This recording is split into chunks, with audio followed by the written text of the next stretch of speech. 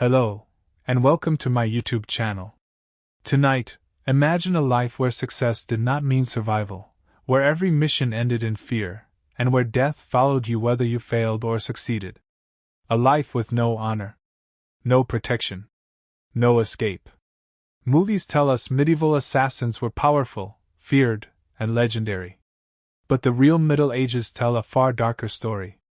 Because in reality, being a medieval assassin was one of the most miserable, dangerous, and short-lived lives imaginable. This is the true documentary history of why it truly sucked to be a medieval assassin. The assassin myth versus medieval reality. The word assassin feels powerful today. It suggests control, intelligence, and mastery of shadows. Modern stories make assassins look calm, respected, and unstoppable. But medieval society saw assassins very differently. In the Middle Ages, violence was meant to be public. Battles were fought openly. Punishments were displayed in town squares. Power was proven through visibility, not secrecy. Assassination was considered cowardly and dangerous to social order. Anyone who killed in secret threatened kings, churches, and nobles alike. This made assassins hated by everyone, including the people who hired them. The term assassin is often linked to the Hashishin, a group active in the Middle East between the 11th and 13th centuries. Over time, exaggerated stories turned them into legendary killers. But even among them, life meant strict control, obedience, and death without recognition. Outside such rare groups, most medieval assassins were poor men promised money. Criminals offered freedom. Soldiers abandoned after war. Or individuals forced through blackmail. They were not heroes. They were tools. And once used, they were discarded. Training, weapons, and the terror of killing up close. There were no assassin schools in the medieval world. No secret academies. No official training. No safety nets. Most assassins learned through experience, and mistakes were fatal. Their weapons were simple. Daggers hidden in sleeves. Short swords. Ropes or cords for strangulation. Crude poisons made from plants and metals. Poison sounds elegant, but medieval poison was extremely dangerous to handle. Dosages were unreliable. Some poisons killed slowly, others not at all. Many assassins poisoned themselves accidentally or failed to kill their target fully, a mistake that often led to torture later. Assassinations required close contact. There were no long-range weapons. Killing meant standing inches from the target, often inside castles, churches, or homes filled with guards and servants. Disguises were weak. Medieval towns were small.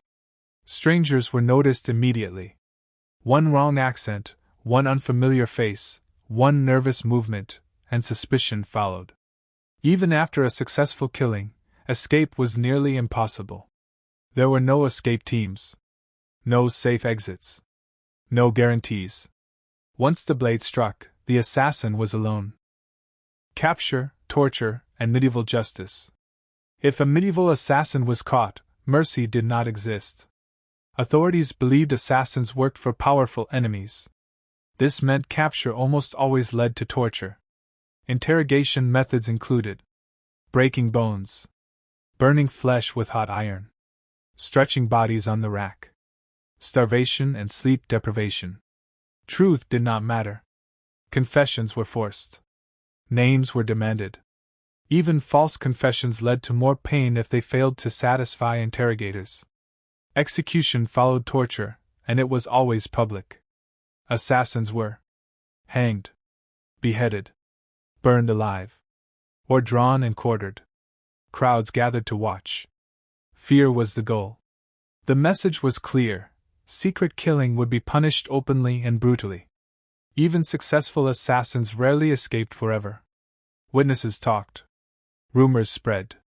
Employers silenced loose ends. In medieval history, assassination was not a career. It was a delayed death sentence. Betrayal, isolation, and life without honor. Perhaps the cruelest part of being a medieval assassin was betrayal. Those who ordered assassinations almost never accepted responsibility. Kings denied involvement. Nobles blamed rivals. Religious leaders claimed innocence. If an assassin was captured, they were abandoned instantly. Payment was unreliable. Many were promised gold or protection that never came. Some were killed by their own employers to remove witnesses. Assassins lived without identity. Fake names. Constant movement. No permanent home. They could not trust neighbors. They could not form families. Marriage was dangerous. Children were liabilities. Unlike knights, assassins earned no honor. No songs. No statues. No remembrance. Even criminals had reputations. Assassins had silence. They lived alone. And died forgotten. Why it truly sucked to be a medieval assassin. So why did people still become medieval assassins? Because many had no choice. War destroyed villages. Poverty crushed families. Political chaos forced people into desperate decisions. Some were coerced. Others believed one mission could change their fate. It never did. Being a medieval assassin meant constant fear. No legal protection. Certain betrayal. Brutal punishment if caught. Death even if successful. There was no retirement. No forgiveness. No escape. The legends we enjoy today hide the truth. Medieval assassins were not masters of the shadows. They were victims of power, used silently so others could rule openly. And that is the real reason why it sucked to be a medieval assassin. As we continue exploring the dark world of medieval assassins, it's time to confront one of the harshest realities they faced: failure. Unlike knights who could retreat and regroup after a lost battle, or soldiers who could survive wounds in the chaos of war, an assassin's failure often meant immediate and excruciating death. Success did not guarantee safety either. Even after completing a mission flawlessly, the world was unforgiving, and every move thereafter had to be calculated with precision. In medieval society, assassins were seen not as professionals or heroes, but as criminals and threats to social order. Law enforcement was not about rehabilitation, it was about punishment and deterrence. If an assassin was caught, authorities assumed that the murder was part of a larger conspiracy.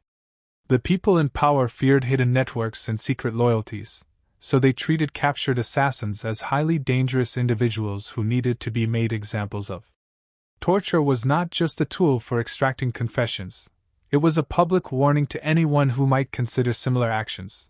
Torture methods were brutal and designed to maximize suffering. Common practices included the rack, where limbs were stretched to the point of dislocation, breaking bones systematically to extract information. Fingers and toes were often crushed or twisted. Hot irons were applied to flesh, burning the skin in agonizing patterns to force compliance. Some methods, like the strappado, involved suspending the victim by their arms, sometimes with weights attached to their feet, dislocating shoulders and causing intense pain. Sleep deprivation and starvation were also used to weaken the mind, breaking the willpower of even the most experienced assassins. It was not uncommon for these techniques to leave permanent physical damage or cause death before any formal execution took place. Beyond physical pain, psychological torment was equally devastating. The uncertainty of not knowing how long the suffering would continue, combined with the fear of inevitable execution, created a mental strain that could break even the strongest minds. Many assassins were forced to reveal the names of employers, co-conspirators, or allies. But naming others did not guarantee mercy. The people in power often denied involvement, or punished the assassin further for implicating powerful figures. This created an environment where trust was impossible, and betrayal could come from any angle. Execution was the final step, and it was almost always designed as a public spectacle. Crowds would gather to witness the punishment, turning the assassin's death into a lesson for the community. Hangs were common, where the condemned was suspended until death, sometimes slowly to prolong suffering. Beheadings were performed with varying degrees of efficiency, depending on the skill of the executioner. Some were burned alive, a terrifying method that left nothing ambiguous about the consequences of secret killings. The most severe forms, like being drawn and quartered, involved dismembering the body in front of a public audience. These executions were meant to instill fear, ensuring that potential assassins understood the cost of failure. Even assassins who succeeded in their mission were never truly safe. Medieval towns were small, and news traveled fast. Witnesses could recognize them, rumors spread, and enemies were quick to hunt down anyone suspected of committing murder. Some employers would even eliminate their own assassins to avoid exposure, leaving them no reward and no protection. Success was fleeting. One misstep could erase everything. The stress of knowing that every mission, no matter how perfect, might be your last was a constant burden. The fear of capture extended to everyday life. Assassins could not rest easily, as even minor interactions with strangers posed a risk. A casual conversation, a glance in the wrong place, or being remembered by a local could compromise their safety. Every meal, every trip through town, and every night spent in an inn required caution. Sleep was shallow, always interrupted by the possibility of pursuit or discovery. The combination of extreme danger and constant vigilance created a life that was mentally exhausting, even for the most skilled assassins. Assassins also had to navigate the legal and social consequences of their actions. Medieval law was not uniform, and punishments varied depending on the ruler, the town, or the nature of the crime. Yet one constant remained: assassins were treated as outlaws. Unlike soldiers captured in battle, they had no protections. They were denied the status of prisoners of war and had no recourse.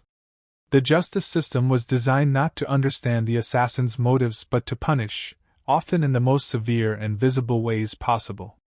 Some historical accounts reveal that even minor failures could be fatal. An assassin who was discovered too early, who missed a target, or who left behind evidence could be hunted relentlessly. Networks of informants, rival guilds, and community members would alert authorities immediately. Once caught, the assassin had no allies and often no hope. The law did not negotiate with them, it destroyed them. This relentless environment meant that many assassins lived very short lives, with only a handful surviving more than a few missions. The life expectancy of a medieval assassin was exceptionally low. Whereas knights could survive multiple battles, and soldiers might live to old age if they avoided major conflicts, assassins were expected to die young. Many historians estimate that the average professional assassin lasted only a few years at most. Their existence was defined by risk, and even those who lived long enough to see their skills improve still carried the weight of fear constantly. Every shadow could hide an enemy, and every stranger could pose a deadly threat. Despite this, some assassins were remarkably resilient. They learned to anticipate threats, to study human behavior, and to escape from situations that would have ended less experienced individuals. Their survival required intelligence, patience, and cunning, as much as physical skill. The mental fortitude needed to remain calm under extreme pressure was immense, and many who were otherwise capable fell victim to stress-induced mistakes. Even the most seasoned assassins were not invincible. The combination of physical torture, psychological torment, social isolation, and constant vigilance made assassination one of the most dangerous professions in medieval society. Each mission carried a high probability of death or capture, and failure was rarely forgiving. The consequences were not only immediate and violent, but also long-lasting, as the memory of assassins' executions served to remind others of the high cost of secret killings. In addition to the external dangers, assassins also faced moral and emotional challenges. Taking lives in secret, often for reasons that were not their own, could weigh heavily on the psyche. The isolation and secrecy necessary to survive their profession meant they had few outlets for support or understanding. Many lived with constant guilt or anxiety, compounding the already high risks of their occupation. The mental strain of their work often matched, if not exceeded, the physical dangers. Medieval assassins were, therefore, living on the knife's edge at all times. Their existence was a relentless cycle of preparation, action, and evasion, punctuated by fear of capture and execution. The public perception of assassins as dangerous and cunning was true in part, but it concealed the immense suffering and relentless pressure they endured. Their stories are not just tales of stealth and cunning, they are accounts of human endurance under extreme stress and constant threat. The lesson from the lives of these assassins is stark. Failure was not just a setback, it was a sentence to unimaginable suffering. Capture meant torture, execution, and public humiliation. Success offered only temporary relief and the same pervasive fear, as survival was never guaranteed. In medieval society, the assassin's life was one of constant tension, and the shadow of death was never far behind. This was the world they navigated, and it explains why being a medieval assassin was one of the harshest, most dangerous professions in history. The reality of medieval justice ensured that assassins were never truly free. Their actions were always scrutinized, and the consequences of failure were both personal and public. Each mission carried with it the risk of not only losing one's life but also becoming an example for others. This combination of danger, fear, and societal condemnation created an existence that was mentally exhausting, physically perilous, and emotionally isolating. In the end, the capture, torture, and execution of medieval assassins reveal a world in which secrecy was punished, skill offered no guarantees, and every mission was a potential death sentence. Their lives were defined by constant risk, and even their successes could not shield them from the brutal realities of medieval justice. This grim reality underscores why, despite the mystique and fascination that surrounds them today, being a medieval assassin was a terrifying, high-stakes profession in every sense. As we continue our journey through the dangerous world of medieval assassins, it's time to explore one of the most painful realities they faced: betrayal and isolation. Being a medieval assassin was not just about skill or stealth, it was about surviving a world where trust was nearly impossible, where employers could abandon you, and where even the smallest mistake could cost everything. The life of an assassin was defined not only by danger but by constant uncertainty, the knowledge that the people who hired you could turn on you at any moment, and the crushing weight of social exile. Medieval society was built on strict hierarchies, loyalties, and obligations, yet assassins operated outside these structures. They were neither soldiers with camaraderie nor knights with honor. They existed in a shadowy space where rules were vague and morality was dictated by whoever held the power. For an assassin, every contract, every job, every promise of payment carried a hidden risk. Employers often denied any involvement if a mission went wrong. Kings, nobles, or religious leaders would pretend ignorance or accuse others, leaving the assassin completely exposed. Trust was a luxury assassins could never afford.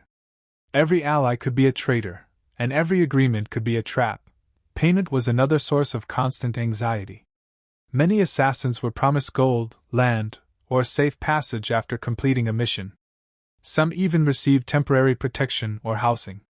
But history shows that these promises were often hollow. Employers, fearing exposure or wanting to eliminate witnesses, frequently refused payment or took steps to ensure the assassin could never reveal secrets. Assassins could spend weeks risking their lives only to be abandoned, hunted, or killed by the very people who sent them on the mission. Money, safety, and even survival were never guaranteed, no matter how skilled the assassin was.